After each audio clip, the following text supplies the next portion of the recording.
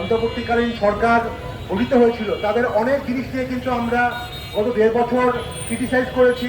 আমরা এখনো অনেক ক্ষেত্রে তাদের ক্রিটিসাইজ করি, অনেক ক্ষেত্রে তারা ব্যর্থ হয়েছে, অনেক সংস্কার করতে পারেনি, অনেক ক্ষেত্রে বিচারও ঠিক করে করতে পারেনি। কিন্তু একটি জিনিসের জন্য কিন্তু আমরা ডক্টর ইউনূস এবং অন্তর্বর্তীকালীন সরকারকে সবসময় ধন্যবাদ জানাই এবং তাদেরকে শ্রদ্ধা করে মানে আগামী প্রজন্ম মনে রাখবে যে এই সময়ে জুলাই অগাস্টের অভ্যুত্থানের পরে যেই পরিমাণ মানে মিডিয়া এবং আন্তর্জাতিক চক্রান্ত হয়েছিল এই সরকারের বিরুদ্ধে, সেটার কিন্তু তারা শক্তভাবে দমন করেছে। ইন্ডিয়া ভারতের সাথে কিন্তু তারা চোখে চোখ রেখে বিভিন্ন প্ল্যাটফর্মে তারা নিজেদের অবস্থান নিয়েছে। এবং দেখেন এরপরে এরকম একটা বৈরী সম্পর্কর পরেও কিন্তু বর্ডার কোনো ক্লিনিং হয়নি গত 1.5 বছরে, কিন্তু হঠাৎ করে দেখলাম আমরা গত 1-2 মাসে বর্ডার ক্লিনিং বেড়ে গেল।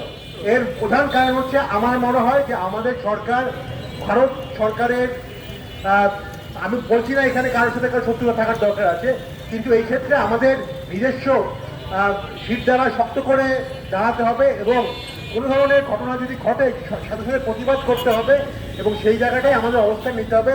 তাহলেই এই সকল ভবিষ্যতের হত্যাকাণ্ডকে আসলে আমরা জবাব দিতে পারবো।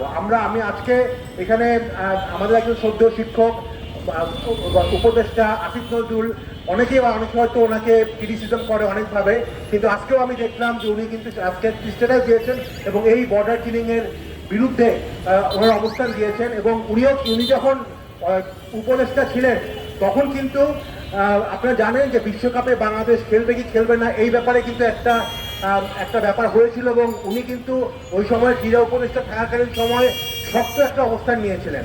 তো আমি মনে করি আমাদের এরপরে দেখলাম যে গত 1-2 মাসে নতুন ক্রিকেট কন্ট্রোল বোর্ড বা অনেক ক্রিকেটার দেখা যাচ্ছে একটা নতজানু ব্যাপার যে আমাদের ওয়ার্ল্ড কাপ খেলতে যাওয়াটা ভুল হয়েছে। তো আমি মনে করি আমরা যদি এই সকল মেসেজ দিই যে আমরা আসলে আমাদের ভারতের সাথে অতিরিক্ত সফট আচরণ করব, তাহলে কিন্তু ভারতও আমাদের পেয়ে বসবে। তা আমি মনে করি আমাদের শিরদাঁড়া শক্ত রাখা উচিত, চোখে চোখ রেখে কথা বলা উচিত, তাহলেই কিন্তু আমরা আমাদের একটা প্রতিবেশীর সাথে সম্মানজনক অবস্থা নিয়ে থাকতে পারবো। তা আপনাদের সকলকে ধন্যবাদ।